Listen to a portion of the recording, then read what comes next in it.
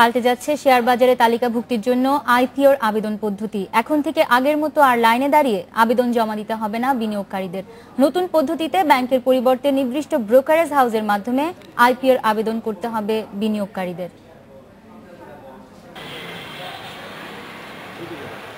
রোদ বৃষ্টি উপেক্ষা করে এভাবেই ঘন্টার পর ঘন্টা লাইনে দাঁড়িয়ে জমা দিতে হতো আইপিওর টাকা। এছাড়াও নানা জটিলতায় সময়ও লাগতো অনেক। তাই বিনিয়োগকারীদের ভোগান্তি কমাতে চলতি মাসে নতুন পদ্ধতি চালু করছে নিয়ন্ত্রক সংস্থা বিএসইসি। পাইলট প্রকল্প হিসেবে এতে ডিএসসি, সিএসসি ও মার্চেন্ট ব্যাংকের ১১৮টি প্রতিষ্ঠান অংশ নেবে। আর এই উদ্যোগকে স্বাগত জানিয়েছে বিনিয়োগকারীরা। আমাদের যেটা ঝামেলা, বিরাট ঝামেলা ছিল এটা, ব্যাংকিং এটাই করা, সময়ের ব্যাপার, এটা অনেকাংশে এটাই হবে, সবার জন্যই ভালো হবে।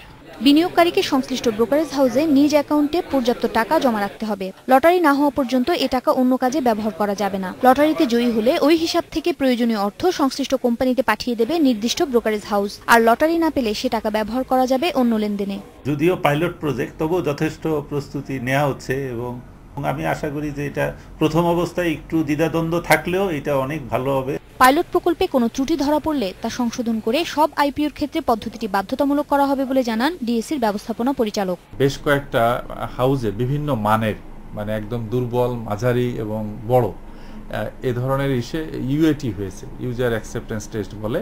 তার মানে একেবারে একটা ডেমো ধরে টোটালটা চেক আপ করা হয়েছে যে কোনো প্রবলেম হয় কিনা। নতুন পদ্ধতিতে বেশি লাভবান হবে ডিপোজিটরি পার্টিসিপেন্ট হিসেবে কাজ করে এমন ব্রোকারেজ হাউসগুলো। আর এতে নতুন কোম্পানি আইপিওর মাধ্যমে বাজারে আসতে কিছুটা অনীহা প্রকাশ করবে বলে মনে করছেন বাজার সংশ্লিষ্টরা।